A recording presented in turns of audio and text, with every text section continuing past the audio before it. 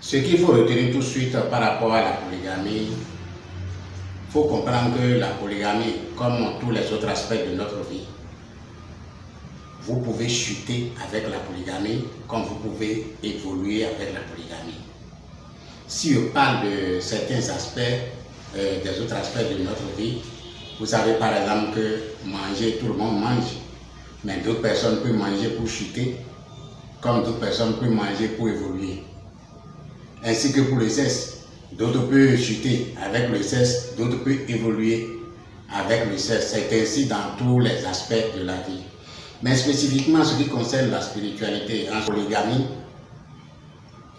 il est important de comprendre que ce que la polygamie apporte, je ne parle pas de la polygamie dans le sens de l'islam, de l'enseignement de Mohammed, qui consiste à faire en sorte que l'islam grandit à partir de la multiplication de cet enfant que lui-même il procrée à l'infini, et que l'islam fait procréer à l'infini, parce qu'il faut avoir jusqu'à 2, 3, 4 femmes, donc faire enfant avec tout ça là, et puis tout ça va devenir musulman. Et dans cet aspect-là, bien l'islam va grandir. Je ne parle pas de cet aspect-là, mais je parle de l'aspect selon lequel la polygamie en tant que regroupement d'humains au sein d'une seule famille permet à chaque membre de cette famille de comprendre que dans tous les creusets qui existent où il y a beaucoup plus d'hommes, tout le monde ne peut pas t'aimer. Il y a des gens qui vont t'aimer, il y a des gens qui ne doivent pas t'aimer. Et ça, tu peux le savoir déjà au sein de ta famille. Ce n'est pas une école qui va enseigner, ce n'est pas dans la société, dans ton évolution que tu vas comprendre ça normalement. La polygamie apporte ça de façon naturelle. Est-ce que vous voyez? La polygamie permet aussi de savoir que ce n'est pas forcément celui qui est né de père et de mère avec toi qui est un bon frère. Et ça, au sein de la polygamie dans ta famille, déjà, tu peux déjà comprendre ça. Et voir les relations que tu as avec chacune des personnes qui sont dans ta famille. La polygamie, en un mot, permet de se connaître mieux, déjà d'avoir une idée générale de la société et d'être beaucoup plus présent dans sa vie de tous les jours, de ce qui dans sa vie de tous les jours. Je ne parle pas de polygamie où l'autre femme est là-bas, et puis bon, il a l'enfant là-bas. Non, ça c'est pas polygamie. C'est des monogamies déguisées. Sinon, la polygamie même, c'est que toute la famille sont ensemble dans une même maison. Ce genre de polygamie, si vous avez la chance d'avoir un père qui a une certaine maturité pour pouvoir gérer l'équilibre au sein de sa famille, eh bien, la richesse que la polygamie apporte à l'humain est énorme. On ne peut pas mesurer.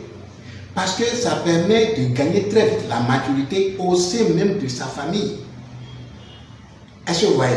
Maintenant, on ne regarde pas ces aspects-là, bon, du fait que bon, la polygamie est faite de façon, dans l'esprit que bon, on veut avoir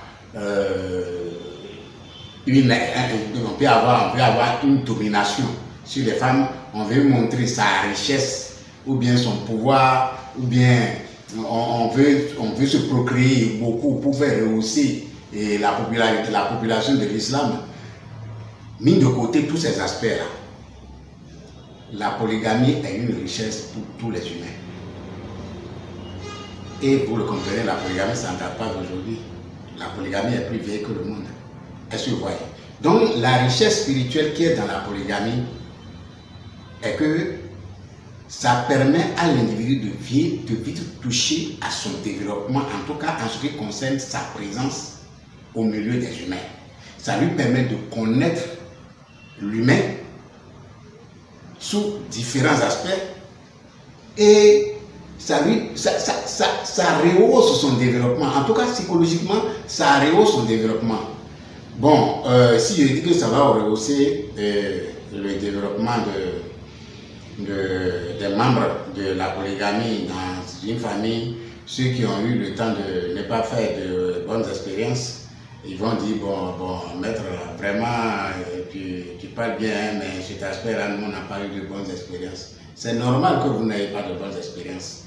Vous ne pouvez pas avoir de bonnes expériences si l'auteur, c'est-à-dire l'autorité, votre père, votre mère, n'ont pas cette maturité qui vous permet d'inclure, qui vous permet de vous inclure au milieu des humains, afin que vous connaissiez chaque humain et de voir les aspects que les humains peuvent, les différents aspects que les humains peuvent avoir depuis vos bas âges.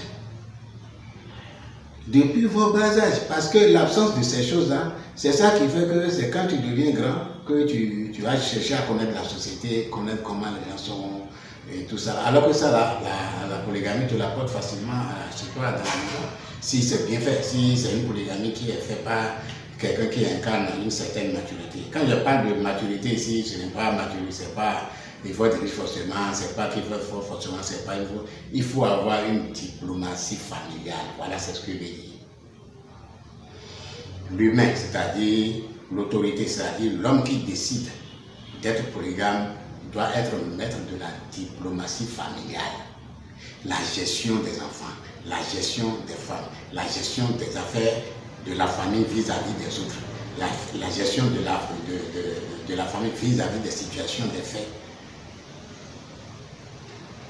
Vivement que vous arrivez à faire votre polygamie à partir des autorités, à partir des personnes qui ont atteint certainement une maturité. Sinon, toute polygamie qui est faite sans la maturité du père ou de la mère ne peut que conduire les enfants à la perdition, c'est-à-dire sur de mauvais chemins.